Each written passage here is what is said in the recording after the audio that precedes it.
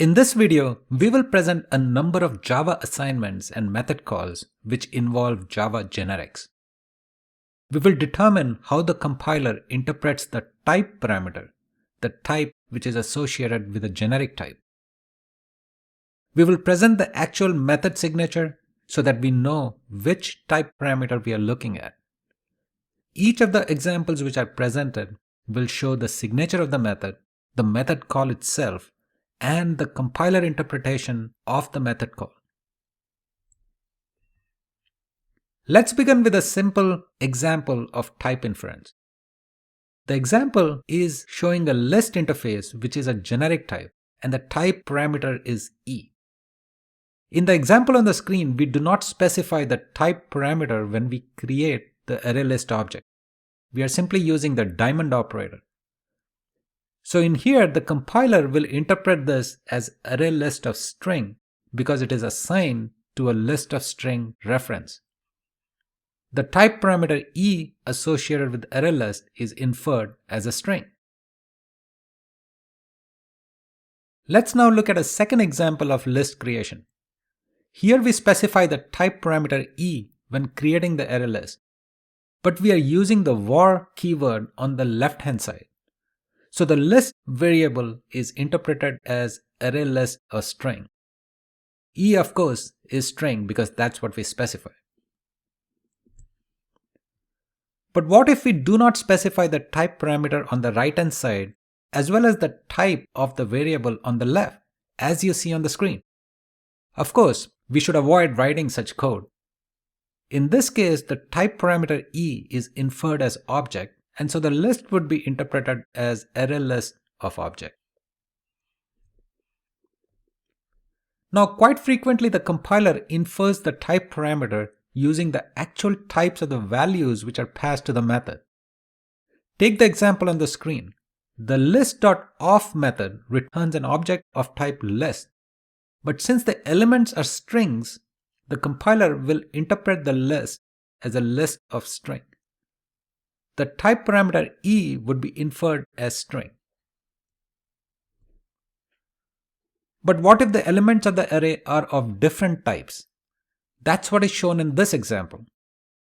This is a bit complicated because the element types here are integer and big decimal. You might expect the type parameter to be number because number is a superclass of both integer and big decimal. However, it turns out that the type is inferred as follows. Now this comes as a surprise. The compiler tries to be as specific as possible when it determines the type, and here it determines that both integer and big decimal extends from number, but it also implements comparable. In Java, this is called an intersection type, and you can know more about them in my lecture on intersection type. Let's move on to generic methods. When calling generic methods, the compiler has to determine the parameter type during a method call invocation. Here's an example of replaceAll method, which is a generic method. T is declared at the method level, and that's what makes it a generic method. Here it's easy for the compiler to infer type T. The type T in replaceAll is clearly inferred as string because the first parameter is list of integer, second parameter is an integer, and the third parameter is an integer. So that's pretty straightforward. Here's a slightly different variation of the example. The first parameter is now list of number. That's what we are passing. But the other parameters are integers. So now the compiler will interpret the type T as number, even though the second and third parameters are integers. Now since integer extends from number, this compiles fine. In fact, this is the only way that the Java compiler can make this method call work. Now let's look at wildcards. With wildcards, the type inference is a little bit more involved, and there could be multiple answers possible for the type. Take the example of collections.copy method as shown on the screen. And here, just to give a background, $extends T means any type which is a subtype of T, including T. $super T means any type which is a supertype of t, including t. So what value of t would make this method call compile successfully?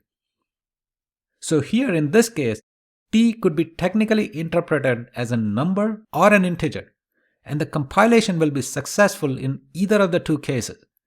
But since the compiler will always pick the most specific type, it will choose integer. But you can also force the compiler to infer t as number by specifying it directly during the call. See the example on the screen. Though in this case, there is no real reason to do so, and the result does not change. Let's now look at target typing.